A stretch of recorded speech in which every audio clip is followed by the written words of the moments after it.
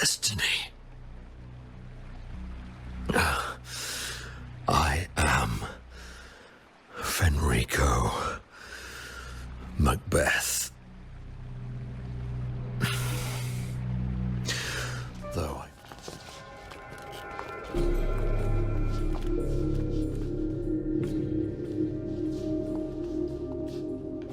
I knew there was something wrong with you. The secrets, they're sneaking around. Now it all makes sense.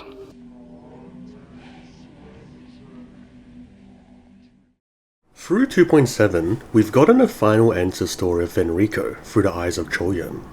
As we enter Fenrico's vision, we get not only his final confession, but also a reveal of his full name, Fenrico Macbeth. Although for many people this was a massive what the hell kind of moment, for me, it wasn't surprising in the slightest. One thing that I've been saying for ages is just how much Shakespeare's Macbeth has been a part of Renasita's and Fenrico's story, all the way back to 2.5 and even in 2.0. So, if you haven't recognized the multiple references and signs of Shakespeare's play across Renasita's story, in this video I plan to basically definitively explain Fenrico's symbolism, lines, and prophecies, and what exactly they mean, especially in relation to what happens within Shakespeare's Macbeth. So, without any further ado, as always, spoilers will be ahead.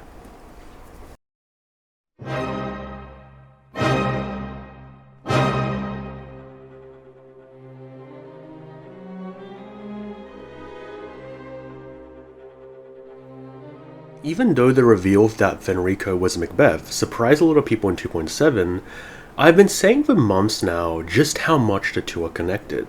In fact, the first Macbeth reference within Wuthering Waves came within 2.0, the first patch to ever introduce Renasita, within the Phrolova and Hecate boss fight.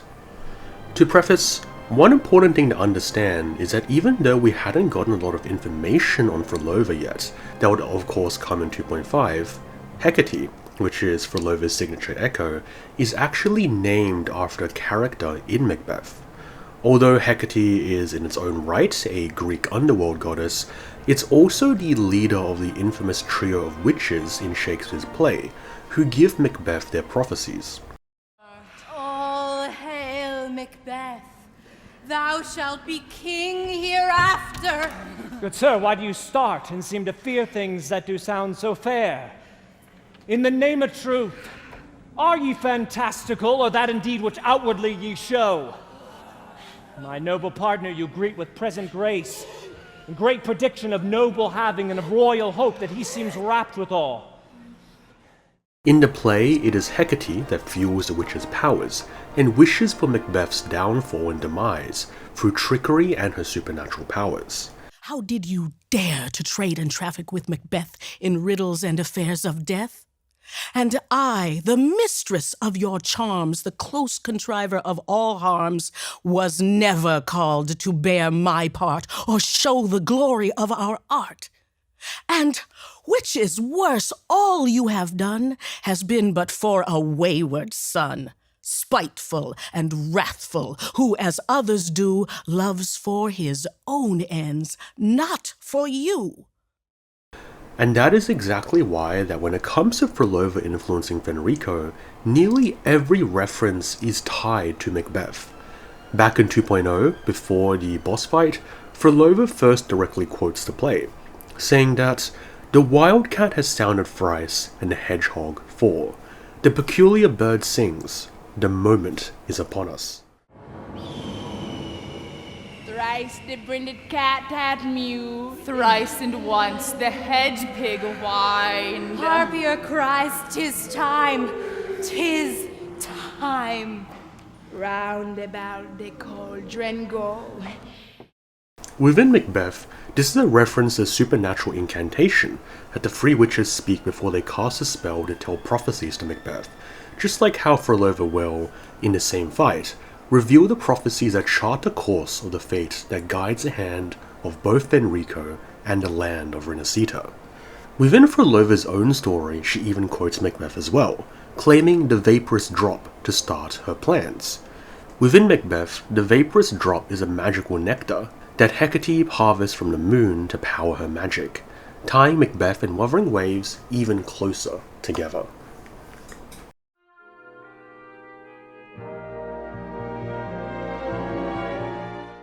Within the aforementioned boss fight, Phrolova reveals to us 3 prophecies that will pertain to Fenrico and will be repeated across the rest of the Renascita story. The first line Phrolova speaks before the prophecies are told as follows. Honeyed wine has clouded their senses and quenched their flames of avarice. Yet it has stoked your bravery and kindled the fire within your heart. This line, coming from Act 2, Scene 2, which is closely linked together actually when you translate the script of Macbeth into Chinese and then back into English, basically shows Lady Macbeth and Macbeth having given alcohol to King Duncan's guards, planning to get them drunk and kill them to frame them for their planned murder of the king. They also drink themselves to give them courage to commit the murder themselves. This symbolizes, of course, that in order to push for the greatness of Renascita, Fenrico must be ready to do terrible things, and turn a blind eye to the violence and suffering of the people. The night veils the world in darkness, while the feast captivates all. Yet you remain clear-eyed amidst this revelry. This line is very interesting, because even though it isn't a direct quote, it is very obviously a reference to the feast scene within Macbeth. In Act 3, Scene 4, Macbeth holds a banquet to celebrate him becoming king. While the guests are enjoying the night's revelries, Macbeth keeps on seeing knives floating in the air and the ghost of Banquo, his ghost he had just recently killed, and essentially manifestations of his guilt. Scotland at this point is in chaos and turmoil, as it seems nature itself rejects Macbeth's violence and sin, and while his guests are celebrating and feasting, unaware to these apparitions that Macbeth is seeing, Macbeth is, as Phrolova says, clear-eyed amidst this revelry. Just like this, Fenrico, as Primus, is the only one who knows the truth of what he has done and his own actions. He must carry his sins and his secret, every Primus has carried before him, to the grave. As the boss fight progresses, the first prophecy is revealed. Abandon the trifles of sentiment, and you shall ascend the throne. This is a reference to Macbeth, where he must cast aside his guilt and morality and murder King Duncan if he ever wants to have a shot at power. Phrolova follows by saying, To achieve this, a sacrifice of fresh blood is demanded, a purge of the Holy Maiden and all heretics. A sacrifice of fresh blood is demanded, a purge of the Holy Maiden, all heretics. In relation to Fenrico, it's basically that he needs to steel himself to spill blood and do bad things, as we've said already, if he wants to achieve his vision and dream world of Renascita. Phrolova's second prophecy, that No mortal shall inflict upon you even the slightest harm, emphasizes Fenrico's invulnerability and iron-hard position as a primus of the Order of the Deep. Upon deception had I built my reign and legacy, and no mortal could inflict upon me even the slightest harm. However, this prophecy also comes from Macbeth, where Hecate tells him that no man of woman born will ever harm Macbeth. Just like Fenrico's feeling of ambition and invincibility, this prophecy buoys Macbeth's hopes and ego. However, by the end of the play, it is revealed the prophecy has been a trick. It's a play on words, because Macduff, the killer of Macbeth, was born through C-section and, as such, was not of woman born. The point of this prophecy, and many others within Macbeth, is essentially to show that one should not trust the fickle words of fate. It's just like how Fenrico was essentially tricked by Leviathan. While he thought he could control the power to make Renascita and the divinity great once more, he was the one that was ultimately taken advantage of. People need unity of belief. That is why a primus must rule. That is the heart of our creed. It is what sustained me across 20 years of struggle against the Threnodian. I sought to bend its power toward a higher purpose. But in the end, that creed consumed me. I believed I could use Leviathan as a hammer to forge a true blessed land against its hollow paradise. But I was the one used. In the end, he too, like Macbeth, falls not to a mortal of woman born, but to the divinity that he tried to protect in the first place. And that brings us to the third and final prophecy Phrolova gives, which essentially summarizes the entirety of Renacita's story. Hear the third and final prophecy. Pleasure born of violence shall end in violence. To understand the true full meaning of this, we need to understand Shakespeare's play in its entirety. To begin, we first need to establish that Macbeth is a cyclical play. The play opens with Macbeth beheading a rebel leader, which earns him respect and titles, and the play ends with Macbeth being beheaded to restore the natural order to Scotland. Macbeth's reign of violence was destined by fate, God, or something otherwise to end, because his pleasure in ambition and power was for the wrong reasons, which is a distinction that Shakespeare makes to ambition for other characters in his other plays, such as Henry IV. Because Macbeth is violent and immoral, he has a terrible end for his ambition. Fenrico is the same. Even though he thinks that he is doing these terrible things for the good of the people, ultimately he has still been corrupted by the Threnodian, and as such, this sort of divine retribution must be at hand for his transgressions.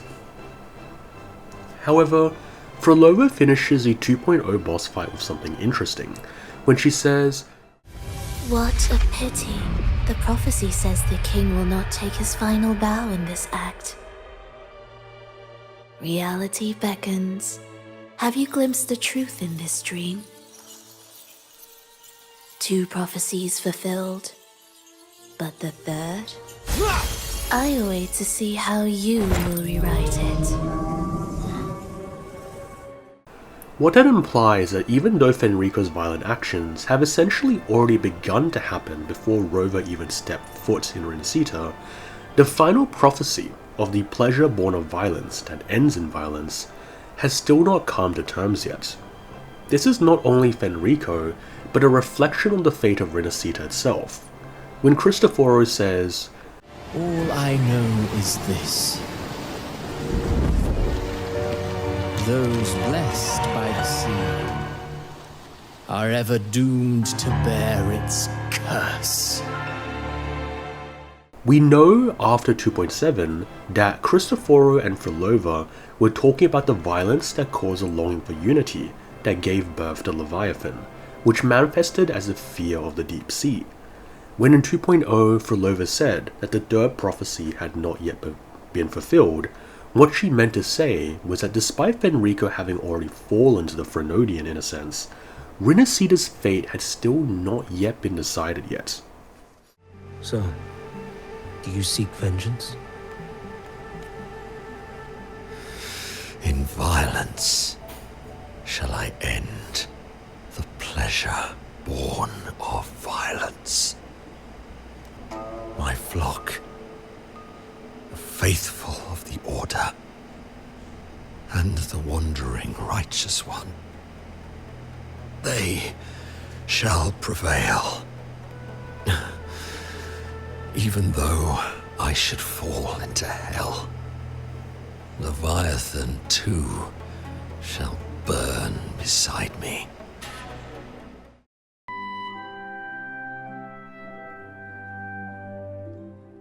My king, what halts your advance? You have already tainted your feet in the river of blood.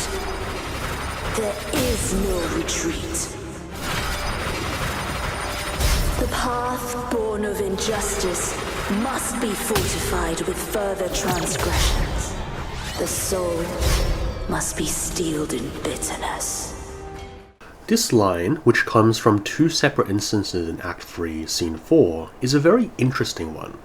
In order to first understand this, we need to first understand what blood means within Macbeth. Within Shakespeare's play, the two guilty conspirators, Macbeth and his wife, Lady Macbeth, constantly have to battle it out with the blood on their hands. This blood is both physical and spiritual, because Macbeth of course literally has blood on his hands after killing King Duncan. His wife tells him that it is nothing that some water will not wash off. But Shakespeare is a bit smart because he characterizes this blood as not just a physical liquid, but a spiritual manifestation of guilt and sin.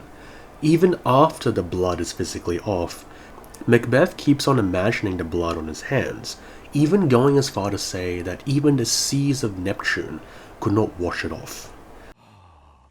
What hands are here? Oh, they pluck out mine eyes. Would all great Neptune's ocean wash this blood clean from my hand? No! This my hand would rather the multitudinous seas incarnadine, making the green one red. Similarly, Lady Macbeth also sees visions of bloody hands, which torment her guilt and eventually causes her to commit suicide. Here's the smell of the blood still. All the perfumes of Arabia will not sweeten this little hand. Oh! Essentially, within Phrylova's line, the river of blood is not a physical concept, but a spiritual manifestation of guilt and sin, which is the first step that forces the guilty to continue committing crimes as they are already knee-deep in this sort of river of sin. Just like Macbeth, Fenrico, even before Rover arrived in Renacita, was already steeped in this blood of violent acts he had committed. He had persecuted the Carnival, he had sent people on the Pilgrim's Sail, and he too knows very well that if he wants to achieve his dream world of unity, then he must keep on committing these violent acts. What's very interesting, however, is that we see this analogy being brought back up in a 2.7 confrontation between Fenrico and Chol-yun, where the latter has a rather interesting interpretation of this metaphor. I stand knee-deep in a river of blood. What is spilled cannot be unspilled. There was a time I could have killed a man before he waded into a river of blood.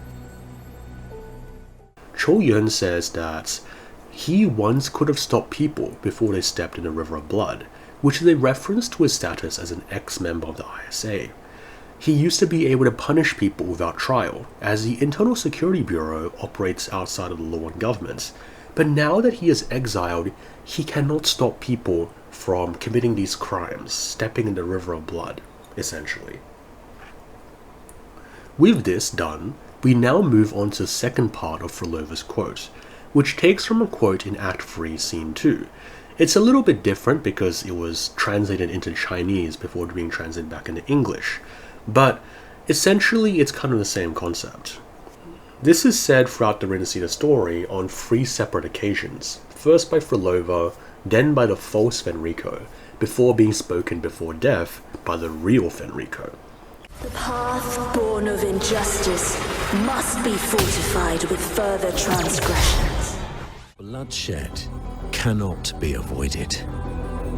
Blood must pay for blood. The path born of injustice must be fortified with further transgressions. The path born of injustice must be fortified with further transgressions.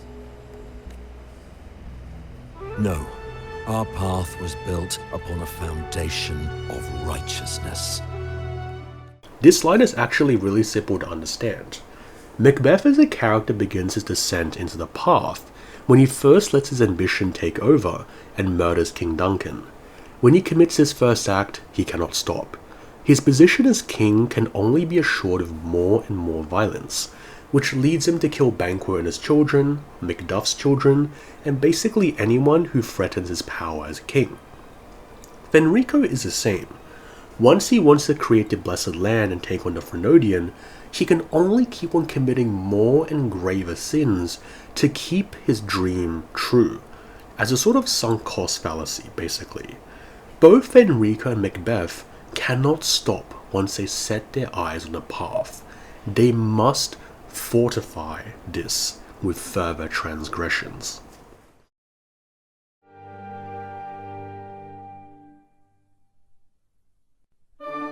Within the 2.7 story, Cristoforo, who seems like also quite an avid Shakespeare fan himself, continuously quotes a section of Macbeth as well.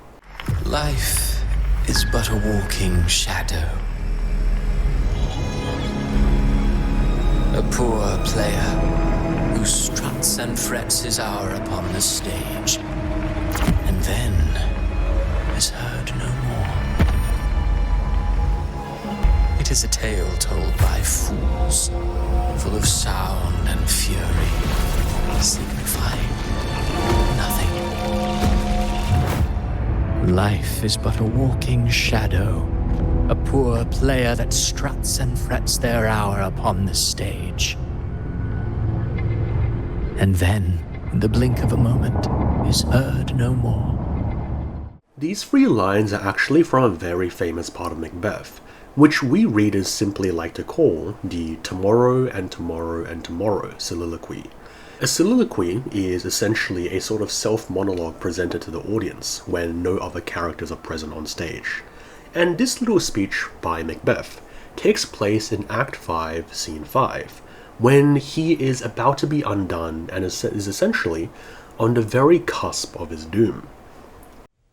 Tomorrow, and tomorrow, and tomorrow. Life's but a walking shadow, a poor player that struts and frets his hour upon the stage and then is heard no more. It is a tale told by an idiot, full of sound and fury, signifying nothing. Essentially, what Macbeth says in the soliloquy is that life in itself has no real meaning, which mirrors a lot of what Cristoforo says, right? After Macbeth had committed several murders and sins, he realizes that his efforts have been really for nothing. He is but a poor player on a stage, dancing about thinking that he is important, but ultimately realizing that he is nothing but an idiot, stirring up sound and fury that ultimately will result in nothing. And while this speech is used as a sort of parable for the ending of the Renacida story coming to a climax, it is something that you can also relate to Fenrico quite well too, because Fenrico, being a mortal, sought to have incredible ambitions to make Ragusa strong and spread the faith of the Sentinel, even borrowing Leviathan's power to further his aims. But as he meets his fate, he realizes that ultimately all of his efforts and pains were for nothing. He is but another actor on the fast-moving stage of life.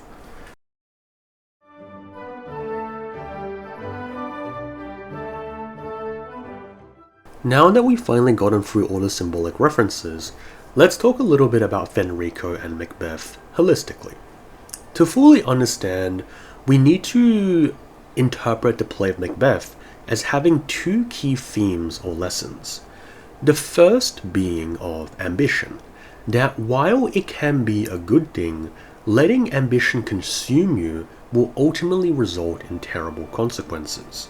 The second is of fate, that while fate could be inevitable, that does not mean that an individual's actions to get up to that fate or predetermined outcome are not important, nor is it that fate itself is unchangeable.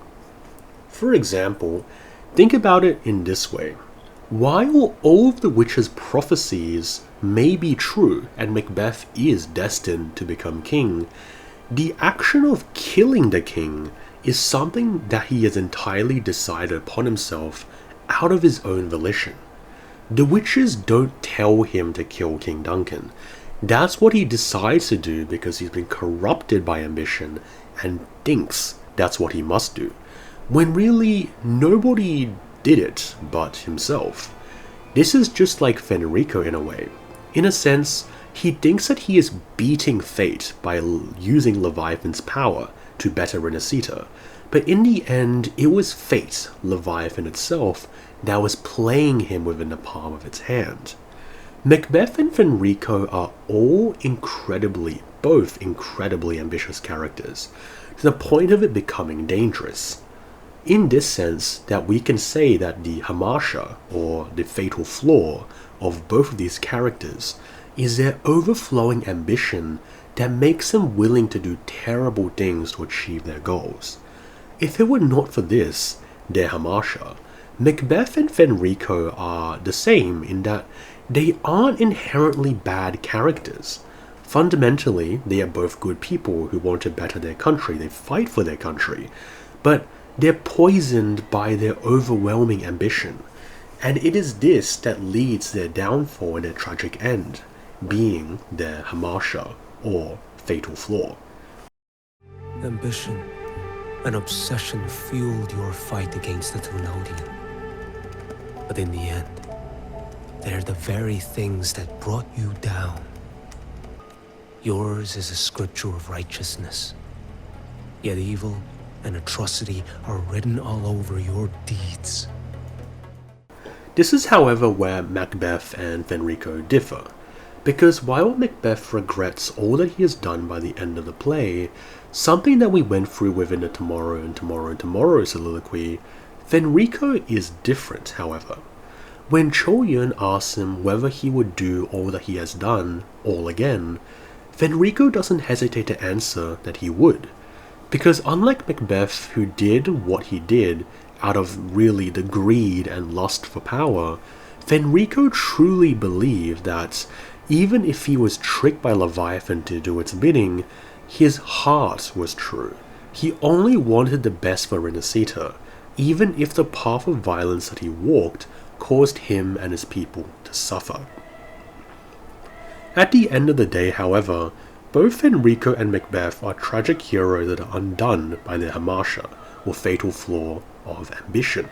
While Macbeth undertakes the divine transgression of murdering King Duncan to achieve his lofty goals, Fenrico essentially sins by using Leviathan's power in order to create his dream world of a Renacita free from violence.